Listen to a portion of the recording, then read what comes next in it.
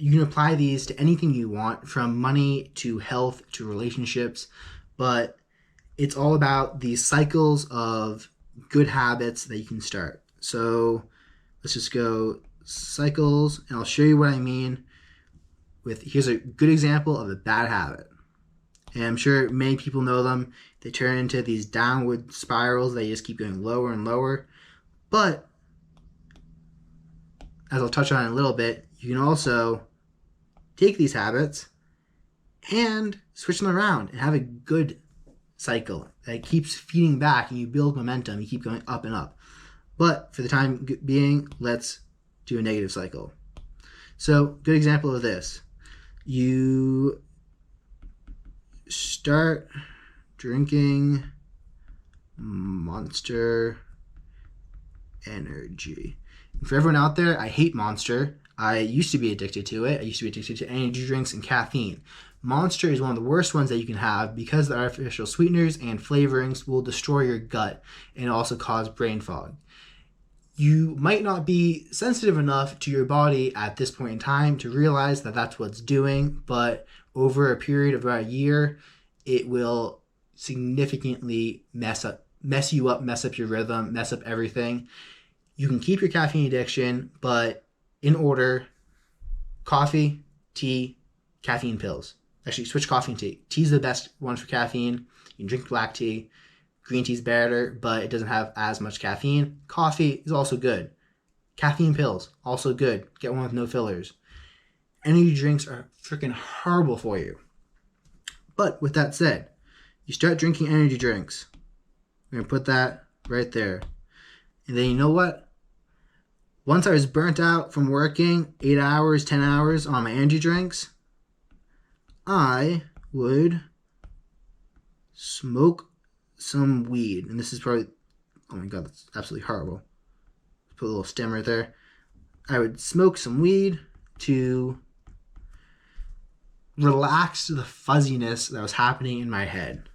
And then after I smoked weed, I couldn't really do any more thinking because I was very high. So I would then go and I would watch TV. And TV doesn't have to be horrible. It depends on how you use it, the intentions you go into it with.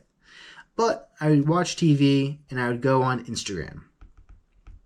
That's not how you spell it. Instagram. Yeah, whatever. I would go on Instagram and I'd go on my phone and I would mindlessly scroll through social media.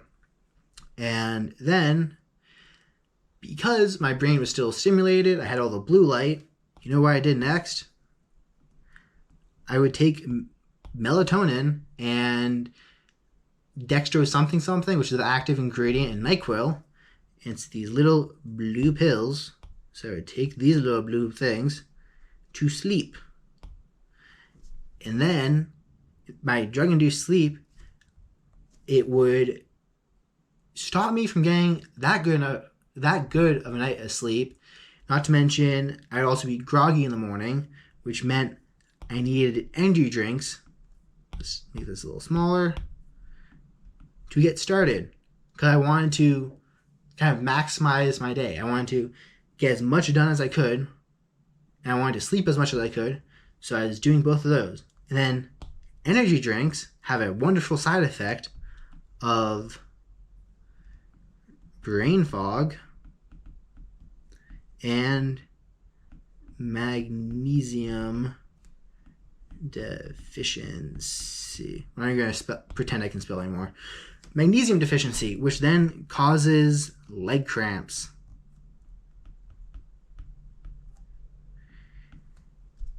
Which would mean I can't work out as hard because my muscles would be cramping on me.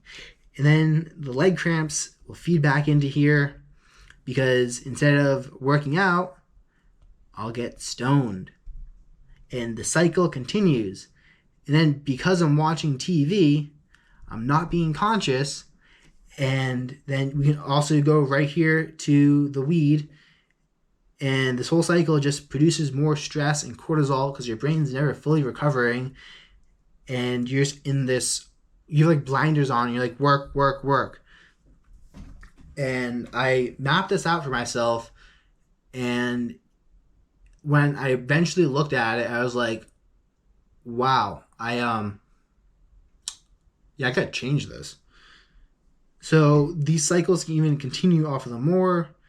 So I drink energy drinks, I wake up, smoke weed. You know what feels really good when you're high? Cigarettes and vaping and nicotine. So you can add that to it, which negatively affects your health and makes it so you're not sleeping as well. So you need to come back here to that little guy. And then because you're not sleeping, guess what? You're going to be spending more time on the TV. And the whole cycle, they just start chaining together like this. And you slowly start falling, falling, falling. And you're going down and down and down and down and down. And then you wake up one day and all you know is you don't like where you're at. You want something that's called normal.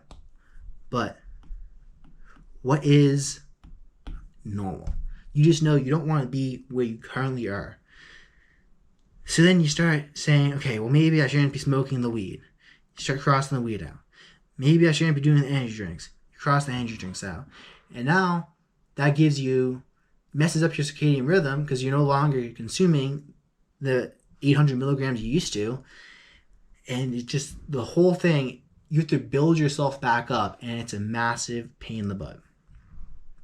Or you could have a good cycle. So let's go here.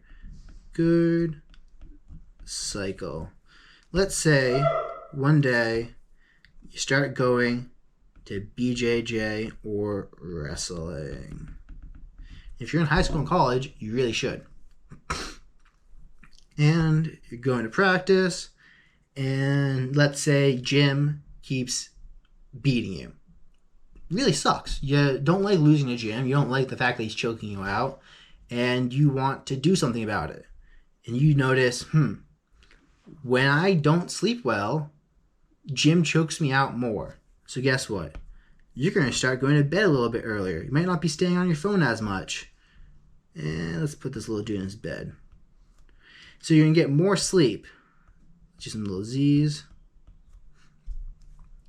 And now that you have more sleep, you don't need as much coffee in the morning. And let's move this over. And when you're drinking less coffee, that's not a cup, it's absolutely horrible. When you're drinking less coffee, you get less muscle cramps. So, let's keep that going. And you have more magnesium because you're not flushing it out. So your brain feels better and you're more alert. So we'll do a little brain over here.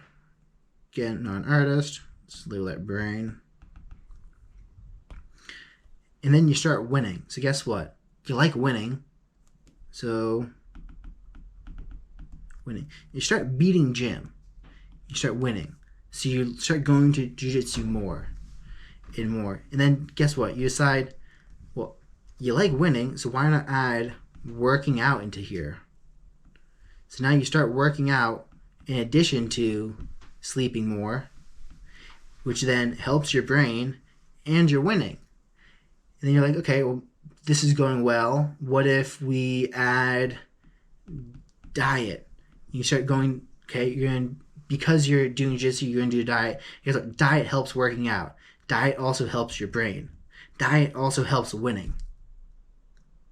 And you start adding stuff on here. You're like, when I start meditating more, then I start winning more. So let's do a guy cross-legged sitting here. Boom, boom. Okay, that's the guy just sitting down. He starts meditating. He realizes that he now can pick up on more patterns and understand jiu-jitsu better on a more fundamental level. So not only is he sleeping better because he's less stressed, but we're going to have to use a different color. He's also got a better brain, which means he's winning more. And because he really likes winning, he's going to go and do jiu-jitsu more. And he keeps doing this. And he's like, okay, what can I improve next? Maybe we cut out alcohol. Maybe we cut out weed. Maybe we cut out social media so that I have more time to do all these good habits. And you keep cycling and building it up. And eventually, you just keep rising and rising and rising. And all of it is a self-feeding, fulfilling cycle. Because you like winning, you do this stuff, which then makes you healthier, makes you feel better, it makes you win more, which gives you dopamine to then have the motivation to do all this stuff. And it's a cycle. So you just pick a good habit that you like doing, and it can feed back into itself like this.